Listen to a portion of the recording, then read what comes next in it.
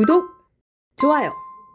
시작하기 전에 좋아요 한번 꾹 눌러주시고 구독 신청하시는 분이 있으면 구독 꾹 눌러주시면 신청해 주시면 큰 힘이 됩니다. 예, 2부 시작하겠습니다. 강전혜 변호사님 나오셨습니다. 어서 오십시오. 예, 안녕하세요. 예, 국내 문제 중요 이슈를 중심으로 한번 좀 분석을 해보겠습니다. 오늘 일단 아침에 있었던 속보부터 그러시죠. 잠깐 예. 이야기를 하고 싶은데요. 네. 김병기 의원 지금은 무소속이죠. 오늘 네. 3차 소환이 되어서 지금 조사를 받고 있는 상황입니다. 그리고 김경, 강선우 같은 경우에는 이미 구속이 되어 있는 상황인데 이제 경찰에서 검찰로 송치했다, 구속 상태로 송치했다라는 보도들이 나오고 있죠. 결국에는 아마 김경, 강선우 같은 경우에는 구속 상태로 재판까지 이어질 것이라고 생각을 하고요. 현재는 근데 처음에 구속을 시킬 때 뇌물죄가 아니라 배임수재로 했거든요. 예. 왜냐하면은 공천관리 업무는 강선우 개인의 업무가 아니라 당에서 공간위에서 하는 업무다라고 하고 어쨌든 구속을 시킬 때는 명확한 법이 필요했기 때문에 배임수재로 한 다음에 뇌물죄도 검토하겠다라고 경찰에서 이야기를 했습니다만 어디까지 수사가 되었을지는 좀 지켜봐야 될 것 같다 생각하고요. 김병기 의원이 종합선물 세트죠. 그렇죠. 왜냐하면 이 김경, 강선우 사건도 이미 포함이 되어 있어요. 본인이 당시에 공간이 간사로서 강선우 의원과의 통화 녹취 이게 9시 뉴스를 통해서 전국에 보도가 됐기 때문에 그리고 그것뿐만이 아니라 처음에는 사실 보좌진 갑질 의혹으로 시작이 됐는데 그 이후에는 아들에 대해서 처음에 숭실대로 편입할 때도 뭔가 좀 뒤에서 힘이 들어갔다라는 얘기들 그리고 중앙대병원 이런 이야기들도 있고 또 아들이 취업하는 과정에 있어서도 본인이 정무위에서 가상화폐 이쪽을 담당을 하면서 아들의 취업을 청탁했었던 회사 처음에 빗썸이었죠. 여기에서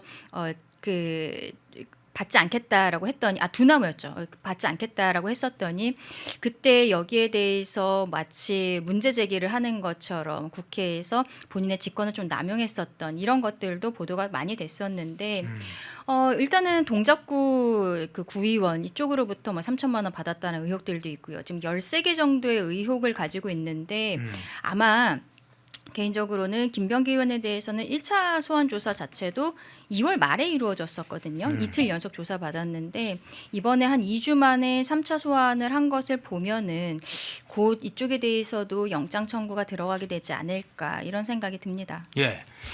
김병기든 지금 구속돼 있는 강선우, 김경 관련해서 지금 구속이 이미 돼서 실형을 받는 건 지금 예정된 수순이랍니다만 걱정되는 거 하나 제가 미리 약간 기후 차원에서 지난번에 송영길 돈봉투 사건이 무죄로 난 건 사실은 이제 혐의 자체보다는 수사 과정에 문제가 있었다. 절차적 문제가 위법적인 자료를 썼다 이런 식이 아니에요. 네. 근데 현재 강선우나 김경 관련해서 그런 문제가 제기된 사항이 혹시 있습니까? 현재까지? 지금까지 보도된 바에 따르면 압수수색 과정에 있어서의 문제가 된다거나 이런 부분들은 없었죠. 오히려 김경 같은 경우에는 초반에는 돈 준 적 없다라고 했다가 본인이 자술서를 제출을 했잖아요. 네. 그리고 이제 강선우 의원 같은 경우에는 현재까지도 여기에 대해서 부인하고 있는 상황이고 아이폰에 대해서는 비밀번호를 알려주지 않고 있기 때문에 압수수색 과정에서의 문제는 없는 것으로 보입니다.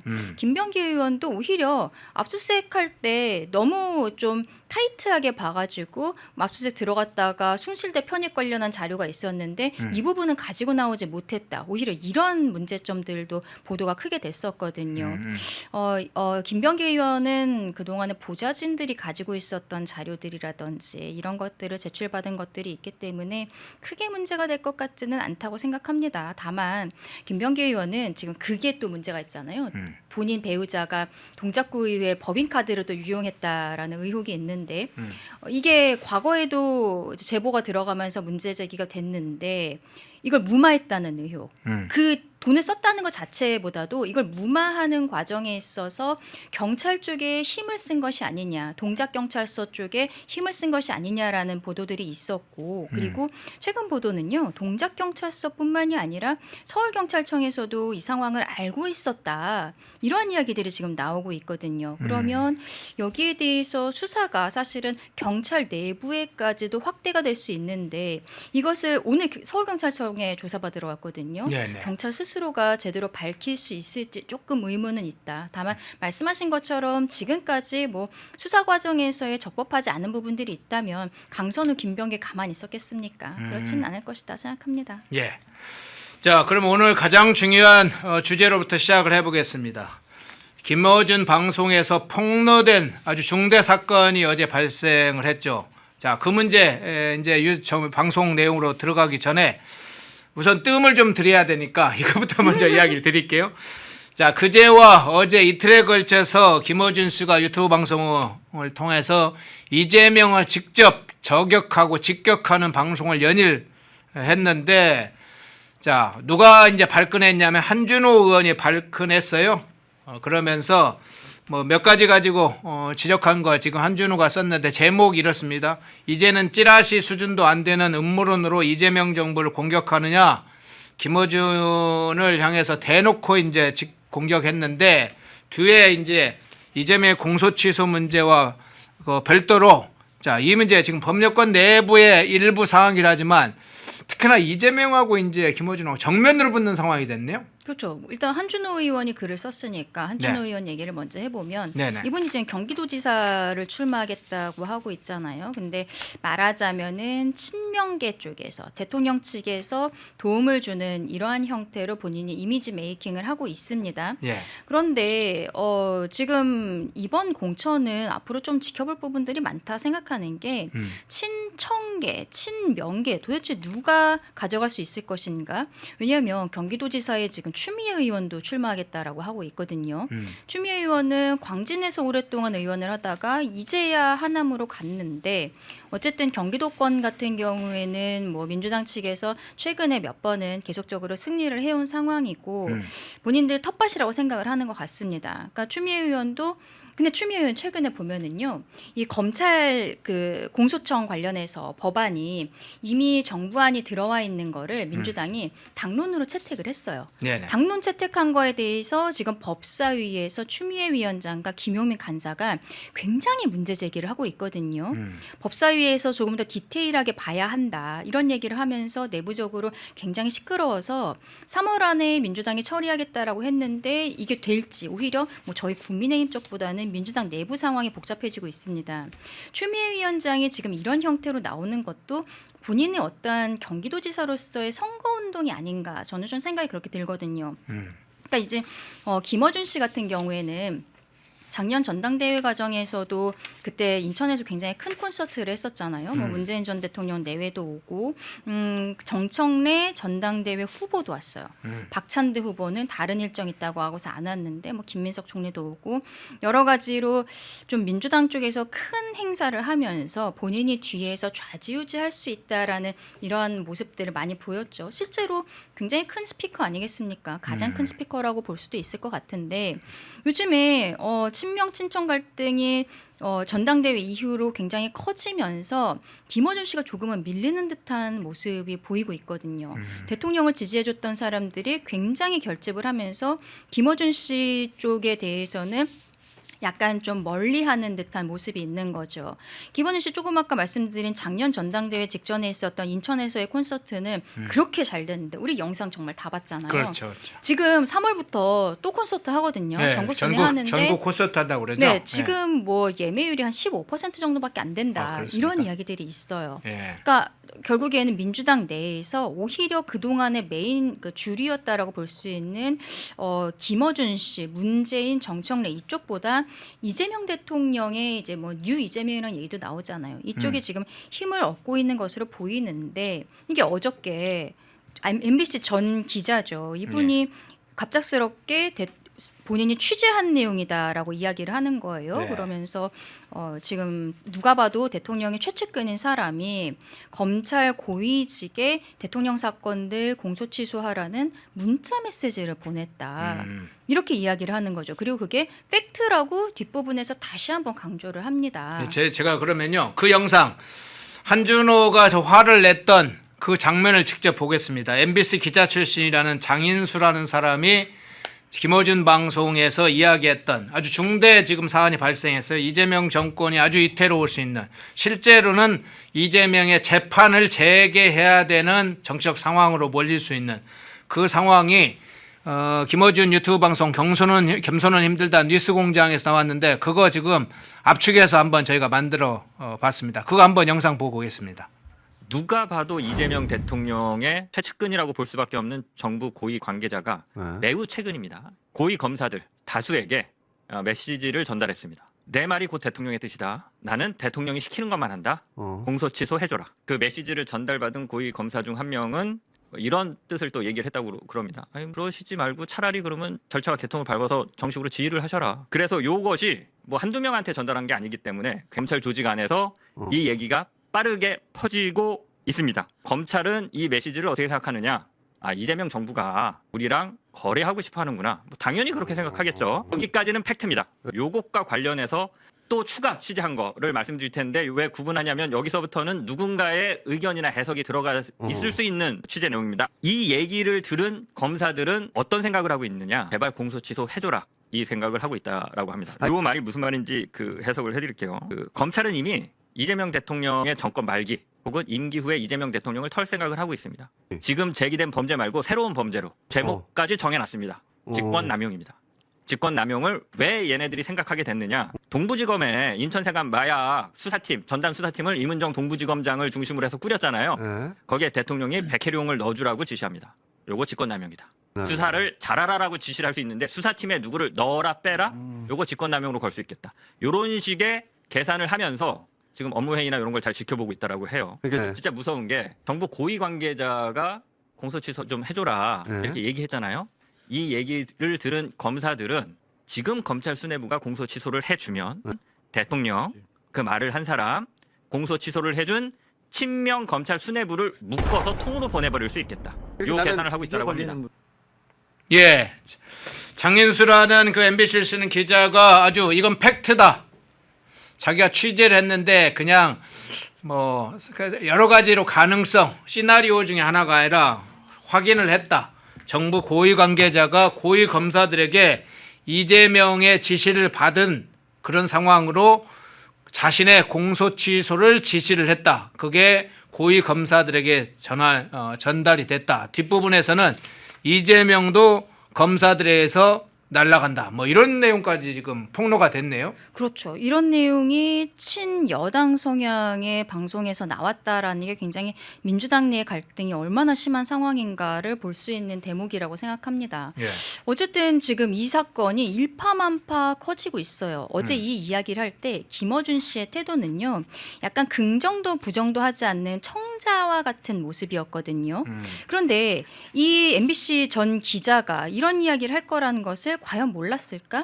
보통은 방송 나오기 전에 간단하게 내가 오늘 무슨 내용을 소개할 겁니다라고 그 방송국에다 이야기를 하거든요. 그렇죠. 예, 저런 또 중대 사안인데. 그렇죠. 지금 그리고 저 얘기를 했을 때 끊지 않고 끝까지 듣고 있잖아요. 이거는 말할 수 있는 판을 깔아줬다는 거거든요. 이 이야기의 어떠한 파급력이 얼마나 커질지에 대해서는 당연히 예상을 하고 있었음에도 불구하고 저런 얘기를 하고 있다. 그리고 지금 아까 한준호 의원 SNS 글도 봤는데 민주당 내에 지금 친명계 의원들이 완전히 발칵 뒤집힌 상황이에요. 결국에는 아마 허위사실 적시 뭐 명예훼손 이런 걸로 고발 조치 같은 것들이 들어가지 않을까라고 생각을 합니다. 근데 이게 고발 조치를 하는 것도 사실 내부적으로는 좀 고민이 있을 거라고 생각하는 게 만약 고발을 하면은 이게 수사를 통해서 사실관계가 드러나게 되거든요. 그때 지금 사실 민주당이 공소취소 모임이라는 것도 만들었잖아요. 예. 유시민 씨는 굉장히 이상한 모임이다라고 이야기를 했습니다만 이런 모임이 실제로 있고 이 모임을 토대로 해서 특위까지 당에서 구성을 한 상황이기 때문에 국민들께서 보시기에는 저게 문자 메시지를 보냈다라는 것은 조금 놀랍긴 하지만 있을 법한 일이다라고 생각하실 수도 있어요. 그러면 이게 고발을 했다가 본인들이 원하는 형태의 결론이 나오지 않으면 아까 말씀하신 것처럼 이재명 정부는 정말로 완전히 이제 레임덕을 넘어서서 수사의 대상이 되어야 되는 것이고 지금 중지가 되어 있는 대통령의 재판들에 대해서 그 지금 공소 취소해야 된다는 거잖아요. 오히려 재판을 빨리 재개해야 된다라는 국민적인 여론이 높아질 수밖에 없는 거거든요. 그럼에도 불구하고 이걸 가만히 놔둘 수는 없어서 일단은 보여주기식으로 친명계 쪽에서 고발 조치가 들어가게 될 것 같다. 개인적으로 그렇게 생각합니다. 예, 그러면 친명계가 이 방송인 장인수 씨를 네. 고발한다. 역으로 사실은 이 공수처 등의 이제 공수처가 주로 이제 고소 고발 대상이 될 것 같은데 고발을 저 사건에 관해서 네. 이 장인수 씨를 고발하는 건 아니고 이 정부 관계자 또는 고위 검사들이 실제로 이재명 공소취소 조치를 협의하고 또 시행했는지 이 공수처로 고발하면 이 사건이 수사 단계로 실제로 넘어가나요? 그거는 지금 단계에서는 쉽지 않을 거고 왜냐하면 누군지를 알 수가 없기 때문에 네. 일단은 이 장 기자를 먼저 고발을 하면은요 이 고발인 피고발인 조사 이제 장 기자에 대해서 조사를 하다가 본인이 누구한테 이런 이야기를 들었는지를 이제 밝힐 수밖에 없는 거잖아요 수사기관에서는. 그러면은 이 이야기를 듣게 된 그 사람을 또 부르고 처음에는 참고인 조사 형태로 되겠죠. 네. 그러다가 이제 더 드러나게 된다면 그 다음에는 뭐 인지 수사가 될 수도 있고 뭐 언론 보도 등을 통해서 시민사회 단체나 이런 쪽에서 다시 고발 조치가 들어갈 수도 있겠죠. 다만 지금 형태로는 아마 장 기자에 대해서 뭐 근거 없이 허위 사실을 이야기하고 있다라는 형태로 고발이 들어갈 거라고 생각하고 왜냐하면 저 방송에서도 본인이 저 이야기를 하게 된 뭐 배경 근거에 대해서 구체적으로 밝히진 않았거든요. 그 부분을 먼저 문제 제기할 거라고 생각합니다. 예. 자, 앞서서 판을 깔아주는 것이다 이렇게 네. 얘기를 했어요. 사전에 사실 저 내용이 방송될 것이라는 것을 김어준이나 김어준 방송 측에서 모르기가 어렵죠. 저런 중대 사안을 이야기를 하고 또 그런 사안들이 이야기되도록 판을 깔아줄 가능성을 이야기를 제기를 해주셨는데 그렇다면 그리고 그럴 수도 있어요. 저 네. 김어준 씨 유튜브에서 만약에 저 이야기를 기자가 한 얘기를 본인들이 뭐 쇼츠나 영상 같은 걸로 다시 구성을 해갖고는 올렸다. 이러면은 김어준 씨 측에서도 그 유튜브에서도 이걸 확산하는 데 도움을 줬다고 생각할 수 있잖아요. 그럼 그쪽도 유튜브 쪽도 같이 고발은 할 수 있겠죠. 결국에는 그러면 장 기자가 수사 단계에서 어디까지 밝힐 수 있을 것인지 대통령의 누가 봐도 최측근이라고 하는 사람이 누구인지 이런 부분이 드러나게 되지 않을까 싶습니다. 예. 자, 그러면 김어준이 저런 상황을 충분히 알고 저 내용을 취재한 것을 사전에 인지하고 그러면 방송에서 한번 충분히 얘기해봐라. 아주 또박또박 자세히 얘기해봐라. 그러면 이제 김어준의 노림수가 분명하잖아요.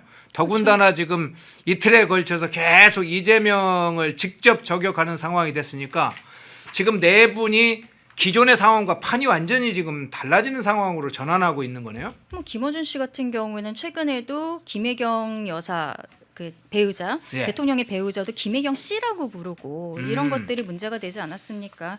결국에는 본인들의 갈등을 계속적으로 증폭시키는 모습을 보이고 있는 게 아닌가 김어준 씨 스스로. 네. 그리고 민주당 내에서의 이런 분열들이 최근에 있었던 뭐 1인 1표제 논란이라든지 정청래 당대표 시절에 또 합당 문제, 합당 문제가 굉장히 예민했었잖아요. 이번에 지방선거 끝나고 바로 전당대회가 이제 8월에 이루어지게 되는데 그 전에 어쨌든 정청래 대표 입장에서는 합당도 다시 추진하고 싶은 마음이 있지 않을까 싶습니다. 합당에 대해서 굉장히 강하게 뒤에서 푸시를 해줬던 사람이 지금 김어준 씨, 유시민 작가 뭐 이런 사람들인 거잖아요. 어쨌든 이분들이 가만히 있을 사람들은 아니기 때문에 계속적으로 어떤 틈이 보일 때마다 이런 형태의 친명계들을 공격하는 메시지들은 나올 거라고 생각을 하고요. 다만 아까 말씀드린 것처럼 콘서트 예매율이 이렇게 낮다는 것은 네. 스스로도 조금 한계가 느껴지는 부분이 아닐까 생각합니다. 예. U0390님이 어부지리가 아니라 어준지리네 이렇게 네. 좀 참신한 댓글을 주셨네요. 빅토르님도 어준이 족쇄도 요즘 바른 소리 하더만. 예, 꽁지님은 털보 방송 한 번도 본 적이 없는데 이런 얘기 들으셨고 다른 분들은 올해 어준이를 응원할 줄이야 이런 얘기도 해주셨네요. 그렇죠. 아까 유시민 씨도 제가 말씀드렸는데 그 공소취소 모임 내가 정신이 이상해진 것 같지는 않은데 저쪽이 이상한 것 같다. 이 얘기도 오랜만에 유시민 씨가 맞는 말 하는 것 같다라는 평들도 있었잖아요. 예.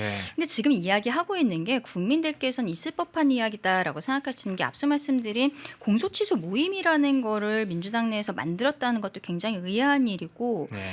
지금 저 장 기자가 얘기한 얘기하는 게 나중에 이재명 대통령의 임기 말이 되면은 검찰이 싹 다 잡아들이려는 생각을 하면서 그때는 지금 이재명 대통령이 수사받거나 재판 중이 아닌 사안 백혜령 경정을 수사팀에 넣었던 걸 직권남용 이런 형태로 엮겠다라고 이야기를 하고 있는데 저것도 백혜령 경정 저 팀에다 넣을 때 이미 언론에서 많이 문제가 됐었던 거였어요. 그때도 야 이거 직권남용 아니냐 대통령이라고 해도 저런 형태로 인사권을 행사할 수 있는 게 아닌데 인사권의 범위를 넘어선 것인데 그러니까 그동안에 국민들이 보았을 때 이상하다고 생각했던 부분을 저 장 기자가 짚은 것이기 때문에 그래서 어느 정도 신빙성이 있을 수도 있겠다라는 생각이 있는 거고 아마 친명계 측에서도 이거를 본인들이 뭐 사실이냐 아니냐 바로 이야기할 수 있는 거는 아니잖아요.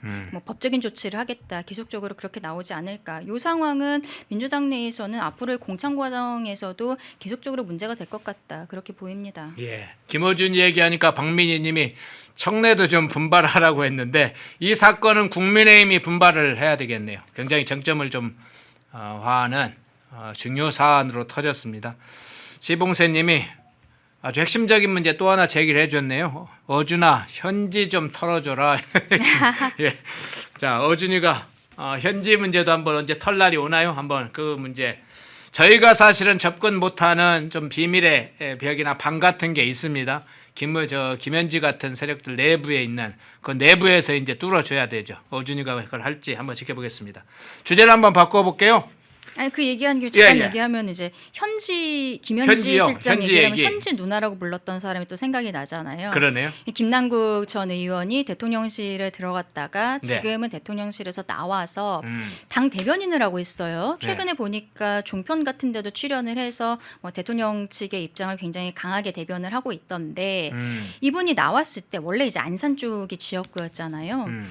안산의 양문석 의원이 항소심까지 유죄 판단을 받았었거든요. 네, 그러면 네. 이 지역이 안산이 뭐 같은 지역은 아닙니다만 여기가 비었을 때 김남국 의원이 저쪽으로 다시 들어가려는 것이 아니냐 이런 의혹들이 있었고 양문석 의원이 대법원 판결이 내일 나옵니다. 아 그렇군요. 예, 내일 나와요. 이제 예. 그동안에 2심까지 나왔던 게요. 많이들 기억하실 텐데 그 딸 명의로 새마을금고에서 돈 빌렸잖아요. 예. 돈을 빌려갖고 실제로는 그 돈을 가지고 아파트 사는 데 썼다는 거. 이게 특경가법 사기죄로 기소가 되었었는데 1년 6월이 나왔어요, 징역. 뭐 물론 집행유예 3년이 붙긴 했습니다만 그리고 그 본인이 여기에 대해서 사실과 다르다라고 이야기하면서 허위 사실을 공표한 혐의 그리고 그 서초 아파트를요 실거래가가 아니라 공시지가로 등록을 했었거든요. 이게 그 선거법 위반으로 됐는데 공직선거법도 150만 원이 나왔어요. 근데 아시겠지만 공직선거법이 이제 100만 원 이상 나오는 경우에는 날아가는 거고 또 징역형이 나왔을 때도 당연히 날아가는 거고 쉽지 않은 상황입니다. 형이 워낙 높게 나와서 그래서 이제 법조계에서는 이게 항소심까지 이렇게 나온 상황에서 대법원에서 뒤집혀지기는 쉽지 않을 것 같다라는 이야기들이 있었는데 내일 선고가 나오고 그 이후에 민주당 내에서 정말로 이제 김남국 대변인이 저 자리로 들어가게 될지 한번 좀 지켜봐야 될 것 같습니다. 예, 양문석의 내일 대법원 선고가 있다. 그 문제도 한번 살펴봤네. 내일 한번 그 상황을 주목해 보면서 그 결과 어떻게 나오는지 한번 보겠습니다. 자, 주제는 이걸로 바꿔보겠습니다. 지금 어제 민노총에서 대규모 아니죠. 한 2, 3천 명 정도 되는 실제는 한 2,500명 정도 되는 걸로 언론에서 4천 명 얘기를 했던데 투쟁 집회를 광화문에서 했어요. 그러면서 뭐 요구 사항이 여러 가지가 있었죠. 정부와 뭐 기업인들, 사업자들 좀 정신 차리라는 식으로 정부도 좀 더 세게 해달라 뭐 이런 요구를 했어요. 그래서 하청업체들도 원청과 교섭할 수 있도록 하고 그리고 총파업 문제도 이야기하고 여러 이야기를 했는데 자 그와 함께 민노총이 본격적으로 지금 뭐 수백 개의 사업장에서 이미 어제 이제 일부 지역에서는 집회를 하고 기자회견을 하고 막 공공운소 노조 무슨데 막 가동되기 시작했어요. 노란봉투법 첫날에 그렇게 시작이 됐는데 삼성전자 문제도 지금 터졌습니다. 삼성전자 뭐 자사주 소각을 한다고 삼성은 그러고 있는데 삼성 노조는 5월 총파업 찬반 투표에 들어갔다 이런 소식이 알려지고 있는데 어떤 내용입니까? 그렇죠. 이제 노조 같은 데는 날이 풀리면 춘투라고 표현을 하잖아요. 네. 봄에 이제 뭐 파업을 하는 것들이 많이들 있는 일인데 삼성전자는 그동안에 이제 무노조 형태로 하다가 최근에 이제 노조가 생기고 2024년에 처음 파업이 있었어요. 그런데 이제 올해에 또 파업이 어느 정도 예상이 되는 부분이 있어서 우려가 있습니다. 일단 오늘부터 그 찬반 투표를 한다고 하고요. 열흘 동안 합니다. 이게 만약에 과반 이상이 찬성을 해서 가결이 되는 경우에는 4월 말에 전체 조합원들이 한번 여기에 대해서 회의를 하게 되고 5월 21일부터 6월 7일까지 총파업이 지금 예정이 되어 있는 상황이에요. 근데 이번 파업 같은 경우에는 뭐 크게 보면 두 가지 문제가 있습니다. 첫 번째로는 우리 경제가 지금 쉽지 않잖아요. 코스피도 등락폭이 너무 크고 지금 이란 사태가 진정이 어떻게 될지 모르는 상황에서 우리는 경제가 지금 상장되어 있는 회사들 전체의 한 60%가 SK와 삼성으로 그 부담이 되고 있는 이런 부분에서 삼성에서 반도체 쪽에서 근무하시는 분들이 노조에 가입을 많이 하셨다라고 해요. 그럼 반도체 생산 라인이 만약에 중단이 되었을 때는 경제가 더 휘청일 수밖에 없겠다라는 생각이 드는 거고 그리고 이 노조가요. 이거는 저는 좀 불법의 소지가 있다라고 생각을 하는데 이번에 뭐 파업에 참여하지 않고 정상 근무를 하는 직원들, 뭐 노조원들 이런 사람들에 대해서 노조가 명단을 작성하겠다는 거예요. 그리고 명단을 작성한 다음에 나중에 뭐 전보 조치라든지 이런 것들이 있을 때 노조가 회사와 좀 협의를 하는 과정들이 있는 경우들이 있는데 그때 이 사람들에 대해서 우선 명단으로 올리겠다라고 얘기를 하고 있습니다. 노조판 블랙리스트입니까? 그렇죠. 네. 맞습니다. 블랙리스트를 만들겠다는 거예요. 그리고 회사에 협조하는 만약에 노조원이 있다면 여기에 대해서 신고를 받고 포상을 하겠다라는 이야기들도 지금 하고 있는 상황이거든요. 네.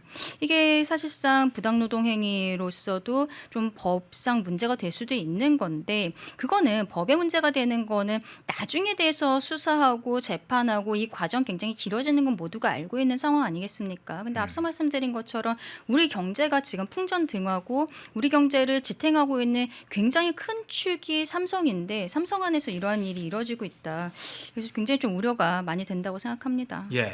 지금 삼성 이야기를 했습니다만 어제 이제 민노총의 전국 지역별로 집회를 하고 기자회견을 하면서 노란 봉투법의 첫날에 상징적으로 아예 노조가 이 경제 산업 분야를 장악하겠다는 것이 그대로 드러났는데 자, 노란 봉투법이 이제 본격화되면 네. 사실은 그 전에도 지금 민노총이 그간의 세를 굉장히 많이 확장을 해왔잖아요. 아니, 노란 사실 봉투법이 지금 민주당 쪽에는 예. 본인들이 굉장히 크게 뭐랄까요? 어떤 알력 같은 것들을 보여줬었죠. 이재명 대통령이 대선 과정에서 뭐 HM 산업은행 이전하는 문제라든지 HMM 뭐 이런 것들 부산으로 이전하겠다는 이야기들을 했었는데 예. 결국에는 노조에서 안 된다고 하니까 본인도 이러한 공약들을 그냥 다시 안으로 넣어버리는 이런 모습 보이지 않았습니까?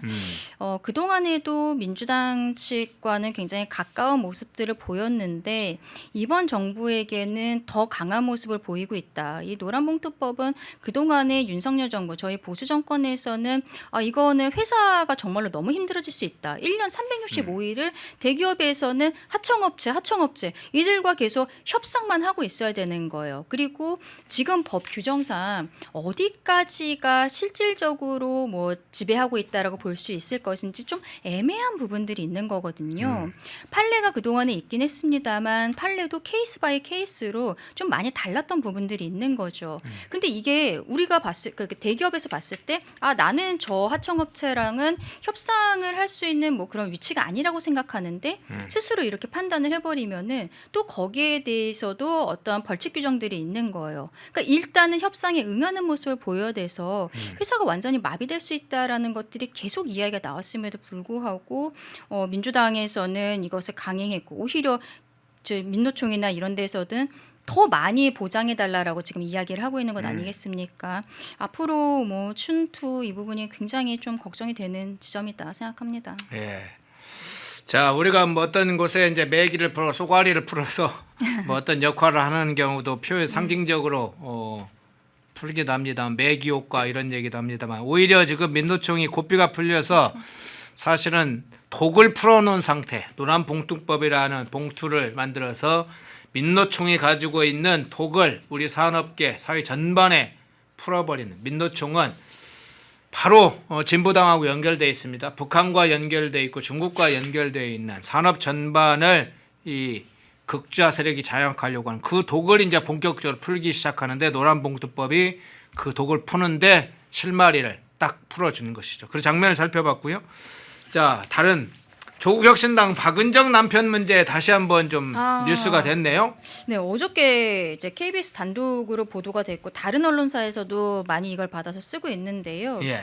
박은정 의원이 그 비례로 받았을 때 처음에 명단에 올라갔을 때 굉장히 문제가 됐던 게 남편 지금 동그라미 안에 있는 이종근 변호사가 이제 검사장까지 하다가 퇴직을 했는데 네. 수임료를 뭐 다단계 이쪽에 가해자 피해자 측이 아니라 가해자 측을 수임료를 22억을 받으면서 뭐 사건을 선임을 했었다. 이런 것들이 굉장히 크게 보도가 됐습니다.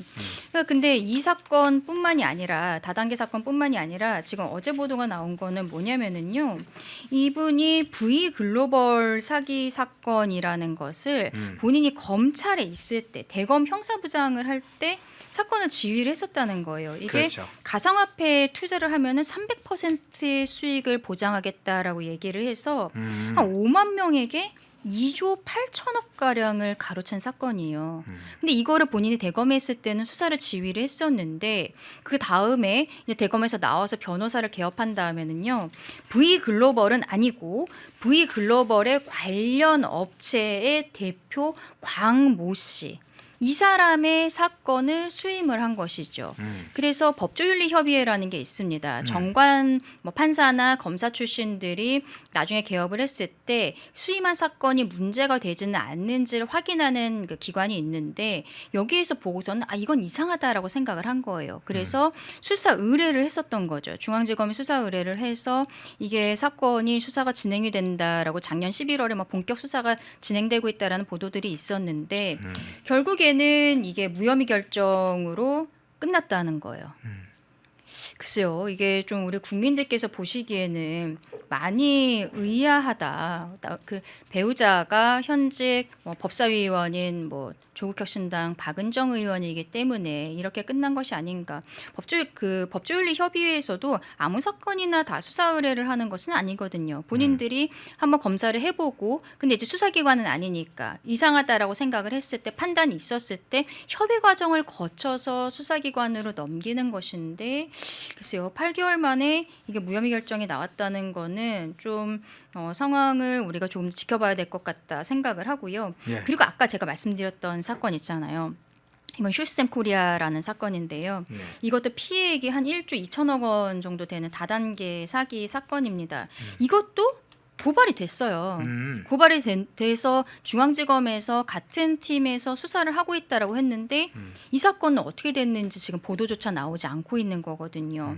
이게 결국에는 그 이종근 변호사에 대해서 조금 아까 말씀드린 이 코인 사기 같은 경우에는 지난달에 이미 결정이 끝났다고 하는데 이게 알려지지 않다가 KBS에서 단독 보도를 통해서 알려지게 된 거죠. 그러면 이 다단계 사기에 대해서 했었던 것도 실상은 이미 뭐 무혐의 같은 걸로 끝났는데 국민들은 모르고 있는 상황이 아닐까라는 생각도 좀 듭니다. 예. 법 전문가들이 법 관계자들이 법을 깨는 상황이 됐네요. 이 사건이 터질 때 사실은 이 문제가 제기가 됐었죠. 뭐 정관회의도 요즘 문제여서 정관회의도 없애는 걸로 사회적으로 법조계 내부에서 정화작용이 일어나고 있는데 하물며 이 사건을 대검 형사부장 때 이 코인 사기 사건을 담당했던 이 이종근 박은정 남편이 변호사가 된 다음에 이 사건을 맡아서 처리한다. 검찰과의 뭐 협잡인가요? 당시에도 사실 이해충돌 문제나 변호사법 위반이 제기가 됐었잖아요. 그렇죠. 이게 변호사법에서는요. 네. 본인이 전관을 있었을 때, 그러니까 판사나 검사로 있었을 때 관여했던 사건은 수임하면 안 된다는 규정이 있는 거예요. 네. 그래서 법조윤리협의회에서 여기에 대해서 수사 의뢰를 한 거고 보도에는 변호사법 위반이다라고만 나왔었던 거죠. 근데 이 곽 씨가 지금 V글로벌의 대표가 아니라 관계사의 대표이기는 합니다만 이 관계사에서의 돈이 V글로벌로 넘어갔다라는 혐의점들이 있어서 그래서 이게 관계된 사건이고 그래서 이게 수사를 의뢰가 된 거였거든요. 근데 이런 부분들이 KBS 보도가 나오지 않았으면 우리가 알게 모르게 다 지나갔을 것이라고도 생각이 됩니다만 이렇게 무혐의로 조금 싱겁게 끝나버린 상황입니다. 예. 자, 이제 청와대 비서관 문제로 바로 넘어가 볼게요. 청와대 성평등 가족비서관 문제가 또 터졌습니다. 아니에요. 예. 그거는 정정옥 성평등 가족 비서관 농지 쪼개기 의혹은 예전에 있었던 거고. 네, 그러니까 그 추가적으로 지금 터진 건데 네. 농지 쪼개기 의혹은 이제 이전에 한번 터진 게 있고 그의 이제 가족들 네. 관련된 것이 좀 터졌는데 성평등 가족 뭐 그의 아내와 처형에 관련된 건이 추가로 좀 터진 사건인데 이 사건 내용을 일단 좀 구성을 해주시죠. 성평등 가족 비서관 사건하고 다른 건데 네. 이번엔 산업정책 비서관입니다. 아, 그렇습니까? 윤성혁 산업정책 비서관의 아내가 음. 배우자가 충남 아산에 대지를 가지고 있어요. 149제곱미터 규모입니다. 근데 이게 2023년 8월에 배우자가 기획부동산 업체로부터 1억 7,500만 원을 주고 사들였다는 거죠. 근데 이게 원래는 농지였다가 이제 대지로 변경이 된 건데 한 필지를요. 기획부동산 업자가 16명한테 파는 거예요. 근데 16명 중에서 일단은 윤 비서관의 배우자뿐만이 아니라 예. 처형도 66제곱미터를 같이 매입을 했다는 겁니다. 근데 처형의 남편도 감사원에 다니고 있대요. 공직자라고 합니다. 근데 이제 공직자의 배우자들, 이 자매가 이런 형태의 땅을 매수를 했다는 거는 현행 법상으로 뭐가 문제가 있다라고 보기는 사실 좀 어려운 부분들도 있습니다만 네. 결국에는 투기를 했다는 거잖아요. 그 이 앞에 지금 지하철도 곧 들어온다라고 하거든요. 이 투기를 했다는 건데 대통령은 본인의 분당 아파트도 지금 내놓은 상황이고 뭐 어쨌든 다주택자들에 대해서 마귀라고 표현을 하면서 부동산 시장을 잡겠다. 더 이상 부동산에 대해서 투기하는 세력은 없어야 된다는 것을 SNS를 통해서도 계속적으로 이야기를 하고 있지 않습니까? 예. 근데 이런 아까 말씀하신 정정옥 성평등 가족 비서관 농지 쪼개기 매입 의혹 이런 것들도 있는 거고 또 다른 청와대 비서관의 가족들 이런 혐의점들이 나오고 있기 때문에 이거는 청와대가 기강이 제대로 잡혀있지 않은 거다.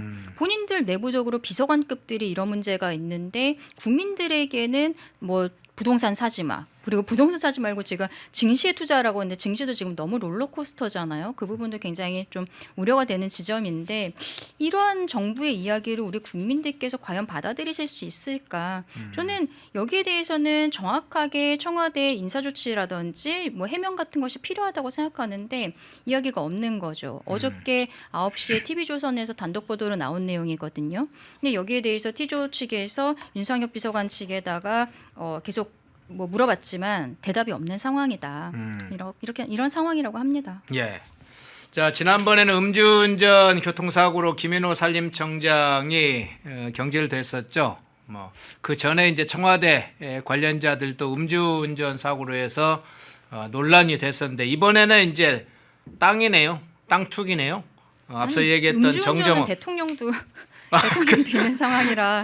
네. 모범을 보이고 있군요, 이재명이. 네, 대통령이 음주운전이 있는 상황인데 본인이 이제 그만둘 수는 없으니까 네. 그 산림청장을 자른 게 아닌가. 근데 산림청장 같은 경우에는 처음에 임명됐을 때도 아까 우리 얘기했었던 현지 누나, 네. 현지 누나와의 관계, 뭐 같이 뭐 시민사회 단체를 했었다라는 등 그리고 또 성남시장 이재명 시절에 그때 개발 지금 문제가 되고 있는 개발 산업들과 관련해서 그때 산림청장이 관련 학과 교수였었거든요. 그러니까 좀 성남시 측에 힘을 실어주는 의견서, 뭐 검토 의견 같은 것들을 보냈었기 때문에 어떤 보은 인사가 아니냐라는 얘기들이 계속 있었던 건 사실이었는데 아마 이 음주운전 같은 게 언론을 통해서 보도가 됐을 때는 그런 얘기들이 또 포커싱 포커싱이 될 수 있으니까 먼저 단칼에 자르는 모습을 보인 것이 아닌가 싶습니다. 근데 그때 저 특이하다고 생각했던 게 중대한 법령 위반이 있어서 이 사람을 잘랐다고 하는데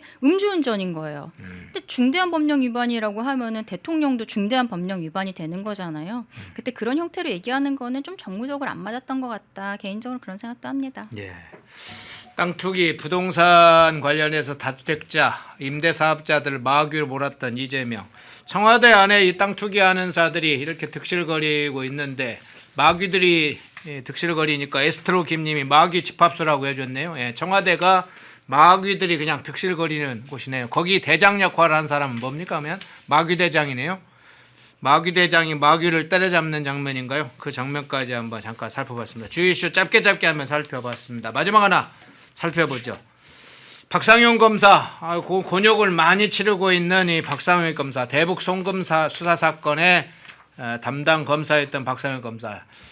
지난해 사실은 청문회 관련해 국회에도 막 불려다니면서 고생을 많이 했습니다. 상당히 그 곤욕을 치르면서도 본인이 할 말을 따벅따벅 이야기를 하는 그런 이제 검사로 알려져 있는데 이 박상용 검사 대북 송금 사건의 담당 검사였던 박상용 검사가 이문정 동부지검장이죠.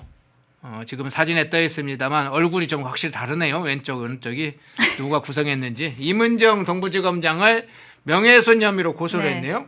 그렇죠. 임지검장이 먼저 글을 썼는데 조작수사 의혹 이런 이야기들을 쓴 거죠. 결국에는 박상용 검사가 지금 연어 술 파티를 해준 것 아니냐 네. 이런 의혹들이 있는 상황이기 때문에 그런 글을 쓴 겁니다. 근데 박 검사는 그것이 사실이 아니다라고 하면서 명예훼손으로 직접 고소를 했다라고 밝힌 상황인데요. 네. 박 검사가 이문정 검사장을 고소를 한 것을 넘어서서 문제 제기하고 있는 게 뭐냐면은 뻔히 고소당할 만한 글을 이렇게 쓰게 하는 것, 쓸 수 있게 하는 것이 어떻게 보면은 검찰 수뇌부가 판 깔아준 거 아니냐, 책임 같이 느껴야 되는 거 아니냐라고 이야기하는데 저는 그게 굉장히 와닿는 부분이라고 생각합니다. 지금 정권에서 지금 검찰 수뇌부에서 어쨌든 정권 입맛에 맞게 행동을 하고 있기 때문에 이문정 검사장이 그렇게 법적으로 문제될 수 있는 글을 대담하게 게시할 수 있었다고 생각을 하고요. 그래서 박 검사 측에서는 뭐라고 얘기를 하냐면은 이문정 검사에 대해서 이제 명예훼손으로 고소를 한 걸 넘어서서 지금 검찰 지휘부가 민주당이 지금 공소취소 모임을 만들고 공소취소를 해야 된다 얘기하고 있는 이 부분에 대해서 정확한 입장이 뭔지 밝혀달라는 거예요. 저는 굉장히 그거 와닿는 말이라고 생각을 하거든요. 검찰 지휘부가 어떻게 보면 보안 수사권을 검찰이 꼭 남기기 위해서 조금 지금 저자세로 정부에 보이고 있는 것이 아니냐라는 지적들이 있는 상황이기는 한데 명확히 밝혀야 될 부분들은 있지 않나 싶습니다. 그리고 또 하나 이야기하는 게 결국에는 연어술 파티 의혹이요. 예. 법원에서는 받아들여지지 않았습니다만 정권이 바뀌고 대검 감찰부에서 다시 조사를 했었거든요. 네. 근데 그 결과에 대해서 공개가 되지 않는 거예요. 그래서 박 검사 입장에서는 그때 조사한 거 결과 공개해달라. 지금 그 얘기도 하고 있는 거거든요. 본인은 당당하다는 거죠. 그리고 이번 정권에서 다시 조사를 했는데 문제가 있었으면 이미 크게 보도가 되고 난리가 나지 않았겠습니까? 문제가 없으니까 대검에서 이것을 죽이고 있는 것이 아니냐. 근데 결국 정권 눈치만 보고 있으니까 이문정 검사장이 그런 글을 쓸 수 있게 하는 것 아니냐. 문제 제기를 하고 있는 상황입니다. 예. 대북 송금의 판을 뒤집는 이 정권 차원의 노력이 있지. 이거 이제 이것도 공소 취소가 목표입니까? 이재명 측과 민주당의 친명계는?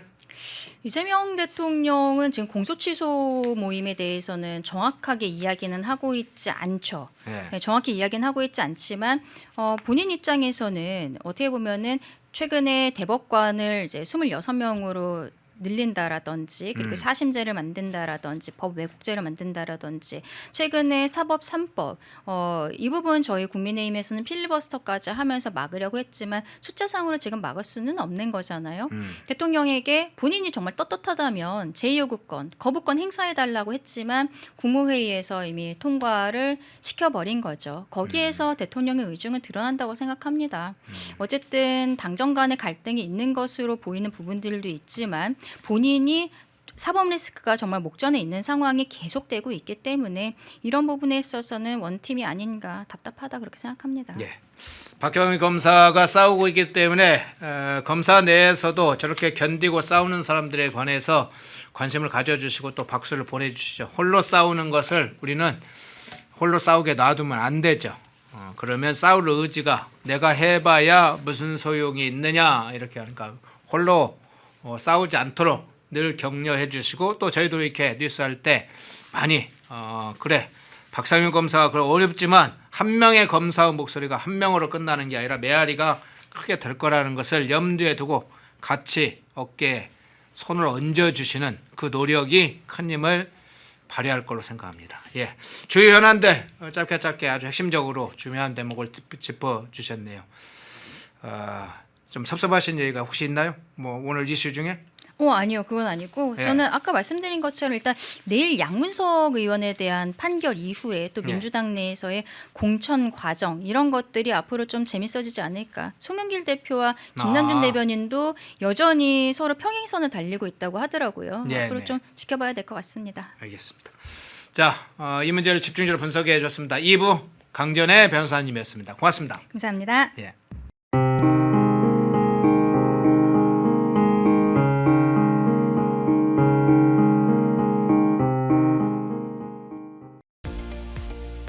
시청자 여러분 안녕하십니까. 펜앤마이크 선우윤호 기자입니다. 설 명절 앞두고 또 평일에도 평상시에도 술 안주로 굉장히 좋은 게 바로 이 과메기입니다. 저도 굉장히 좋아하는 이 과메기 펜앤마이크 특가로 구매하시면은 포항 산지에서 직송되는 과메기 플러스 야채 세트를 23,900원에 구매가 가능하십니다. 소주랑 같이 먹으면 더욱더 맛있는 이 과메기, 구성은 과메기와 야채 세트만 이렇게 되어 있는데 이 야채가 어디서 오냐? 당일 새벽에 옵니다. 그래서 정말 신선하고 특히나 포항 산지에서 나오는 이 과메기는 그 어느 과메기보다도 꾸덕하고 쫄깃하고 고소합니다. 저도 방금 먹어봤는데 너무나 맛있었던 이 과메기 펜앤마이크 특가로 구매하시면은 23,900원에 구매가 가능하시니까 우측 카드에 나와있는 152-1331 152-1331 전화 주시면은 간편하게 문의 및 구매 가능하시니까 많은 관심 부탁드리도록 하겠습니다.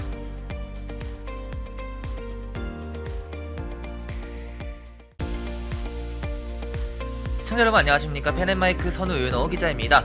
오늘은 제가 제품 하나를 소개해 드리려고 하는데요. 바로 남재은 박사가 직접 개발한 알부민 울트라맥스, 누적 판매량이 300만 병을 돌파한 만큼 후기로 검증된 뭐 그런 제품이라고도 볼 수가 있는데, 그러면 많은 분들이 대체 어떤 부분에서 무엇을 보고 300만 병이 넘는 이 주문량을 돌파했는지 그걸 알아야겠죠. 바로 많은 분들이 꼽는 것에 피로회복, 면역력, 그리고 간 건강 등이 있습니다. 무엇보다 남재은 박사가 본인이 직접 마시면서 개발에 참여했기 때문에 다른 제품들을 보더라도 이름을 걸고 판매하는 제품들은 당연히 자신감이 있을 수밖에 없습니다. 그것이 이러한 자신감이 300만 병 돌파라는 그런 판매량으로 입증된 거기도 하고요.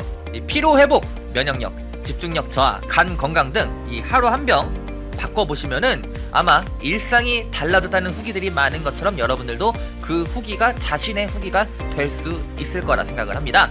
지금 구매하시면은 펜앤마이크 이벤트로 정말 그 어디서도 경험할 수 없는 이벤트를 경험하실 수가 있습니다. 바로 2+1 이벤트인데요. 지금 바로 우측 하단에 나와 있는 번호 1522-1331 152-1331 전화 주시면은 펜앤마이크에서만 진행하는 2+1 이벤트로 알부민 제품 구매하실 수가 있으니까 많은 관심 부탁드리도록 하겠습니다.